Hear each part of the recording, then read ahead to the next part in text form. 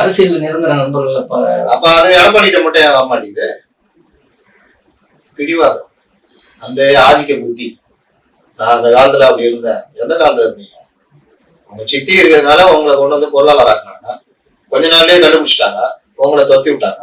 அதுக்கப்புறம் நீங்க வரணும் முடிஞ்சதா? ஜெயலலிதா உயிரோட இருக்கவே வந்தீங்களாங்க? ஜெயலலிதா உயிரோட இருக்க வரைக்கும் செங்கோட்டையன் ஏதாவது பொறுப்பு வர முடிஞ்சதா? அமைச்சராக முடிஞ்சதா? ஜெயலலிதா நிராகரிக்கப்பட்டவங்க தானே அவங்க. 2015 ஓபிஎஸ் கொடுக்குறாங்களா இல்ல பதவிய? 2014 போனா போகுதுன்னு சரி சசிகலா எல்லாம் சொன்னனால தானே ஓபிஎஸ்க்கு மீண்டும் நிதி அமைச்சர் கிடைச்சது. அந்த டைம்ல இருந்த பத்திரிகையாளர் மட்டும் தெரியும் ஓபிஎஸ் என்ன கதியில இருந்தாருன்னு. இவர்கள் எல்லாம் ஜெயலலிதாவில் ஓரம் கட்டப்பட்டவர்கள் தானே.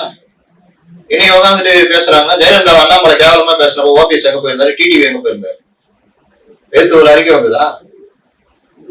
அதெல்லாம் இவர்கள் வந்து இன்னைக்கு உட்காந்துட்டு இரட்டையில எழுத்து தான் நின்னீங்க பலப்படச்சிருந்தா. அதிமுகவை 8 இடத்துல மண்ணை செஞ்சதுக்கு, டெபாசிட் இல்லாம செஞ்சதுக்கு யார் தோண போனது? டிடிவி ஓபிஎஸ் தானே. நீங்க அவங்களோட செங்கோட்டை கை வந்துட்டு அதிமுக ஒற்றுப்பட வேண்டும், திமுக வீழ்த்தப்பட வேண்டும், என்ன கதை இது?